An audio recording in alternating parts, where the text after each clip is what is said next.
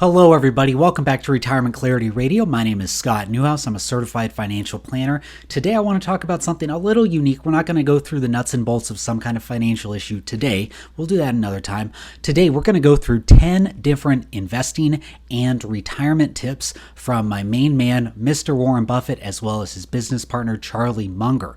Now, I have not made it a secret that I am a big fan of Warren Buffett, who is the founder of Berkshire Hathaway. I'm also a big fan of his business partner, Charlie Munger.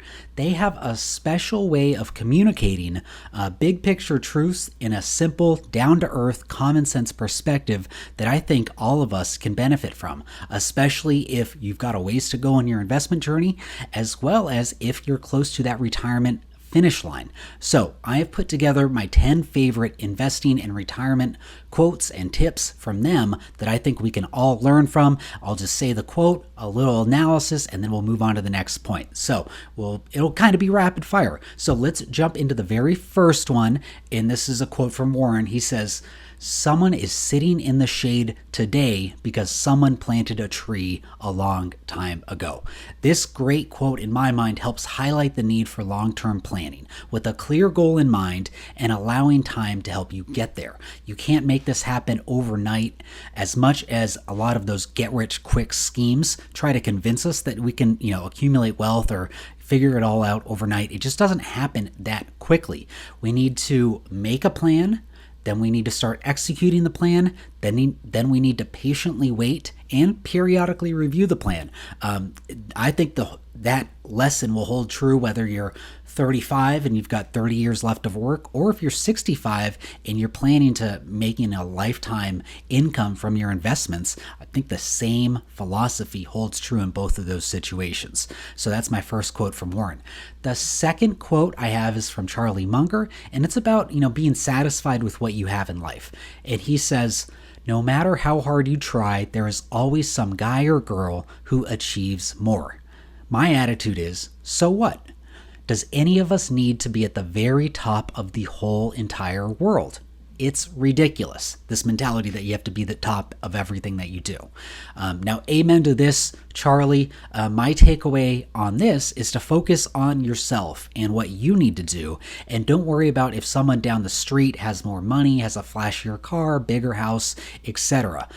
We need to all focus on what's going to make us happy in our own financial lives, and then let that be enough with what we need to do. The third quote I have is from Warren on diversification. And he says, "Diversification serves as protection against ignorance. If you want to make sure that nothing bad happens to you relative to the market, you should own everything.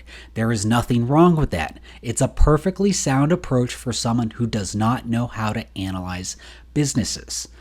This is a great quote. I think we need to sit with this a little bit, so I've got some extended commentary here.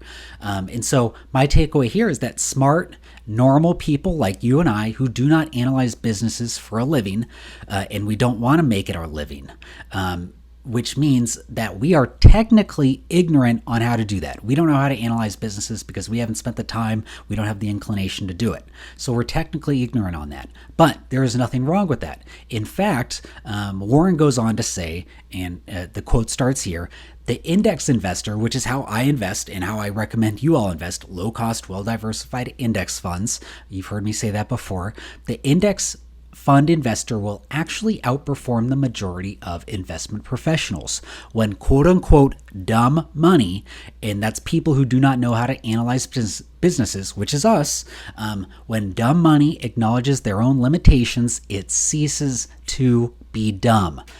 That's a fantastic quote. Let's say it again. When dumb money acknowledges their own limitations, it ceases to be dumb. So even if we don't know how to analyze a business, we can still be really smart by acknowledging that and then going into low-cost, well-diversified index funds. So I think that's such an important point because Warren's saying here, the quote-unquote dumb money, you and I could actually most likely will end up doing better than the investment professionals who are spending 60 hours a week trying to beat the market, because it's that hard. The fourth quote I have is from Warren, and it's about the IQ necessary to be a great investor. And he says, investing is not a game where the guy with 160 IQ beats the guy with 130 IQ. You do not need to be a rocket scientist to be a great investor. Warren, I am so glad to hear that. At least personally, I am very happy to hear that. The fifth quote that we have from Warren is that often the best thing to do with your investments is nothing. And I've got two quotes for us.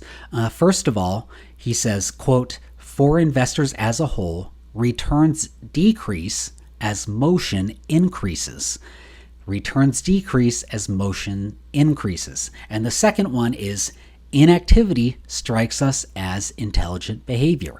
We would not dream of trading our profitable businesses because a small move in the Federal Reserve discount rate was predicted or because some Wall Street analyst has reversed his views on the market." And that's the end of the quote. And that is completely counter to what basically everything that we see on TV and a lot of what we see in newspapers, as well as the ads that you see on Facebook and YouTube. In short, the more you trade, the worse off you are going to do. So be okay with, at times, doing nothing with your investments. Number 6 is that stocks get less risky the further they fall. Now, there are some financial indicators, and there's actually not a quote here, but this is a lesson I learned from Warren. So there's financial indicators, something called a beta, that basically try and tell you how risky an asset is. And one is the market average. And so it's on a scale of 1, 1.5, 0.5, and 1 is the market average. So that's like the relative risk is 1. And if a stock falls 20%, then the beta for that stock will go up. It might go up to like 1.2 to signify that it has a higher risk. But Warren asks, why is a stock more risky after it is sold off for 20%? When it's at a 20% discount, why is that stock more risky? In his mind, if you buy a business at a 20% drop, it's less risky than it was before. So anytime we have 20% drops in the market, it's actually less risky to be investing than when the market was at its all-time highs. So that's another great point from Warren. A lot of people have a tough time with this one, and I get it. It's like seeing a discount at Costco or the grocery store or on tires. When you see those big discounts, you want to buy. Same thing with the market. And the market is less risky the further it falls. The 7th point comes from Warren, and he says, the real risk that an investor faces is whether the after-tax returns from an investment will give an investor at least as much purchasing power as he had to begin with, plus a modest rate of interest on that initial stake. Now, I've talked about this one before. When people mention that they are so worried that their investments might go up and down, that's called volatility in my mind, and they consider that their biggest risk. But no, that's not risk, it's just volatility. Buffett's definition of risk here is the right one, which is we need to have an excess return on our money above and beyond whatever inflation, the cost of inflation is going to grow. We need to have a return beyond that so that we get some kind of return on the investments that we take. And yes, we obviously do have to keep up with inflation as well. So those are the two things that we're trying to do. But real risk is not the ups and downs of our portfolio. Real risk is whether we're going to get that modest after-tax return after inflation. The 8th quote that we have is from Charlie Munger, and he says, "If you cannot stomach a 50% decline in the stock portion of your investments, then you will get the mediocre returns that you deserve." Now, I know this sounds really harsh, but honestly, it's true. You have to be mentally prepared to see your stock portion of your portfolio fall 20 to 30 to 40 to 50%. It's happened 3 times over the last 100 years. So you've got to be able to see that happen, and then you have to be able to not sell. Now, if you're in retirement, you don't have any earned income, you probably don't have any extra cash to invest in the market like you might have when you're working. And that's one of the downsides of being retired. But in that case, you just got to hold on and not sell at that worst possible time ever. And if you know that you cannot stomach that 50% decline, then you need to plan for that in advance, not while the decline is happening, and definitely not after the decline has already happened. So we've got to be able to stomach the 50% declines. If you know you're just never going to be able to stomach that, we've got to figure out some kind of different allocation of your investments.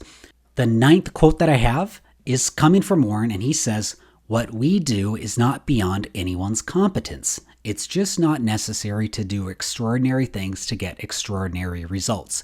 Now, Warren here is talking about single stock investing, which really isn't the focus of this podcast and YouTube channel.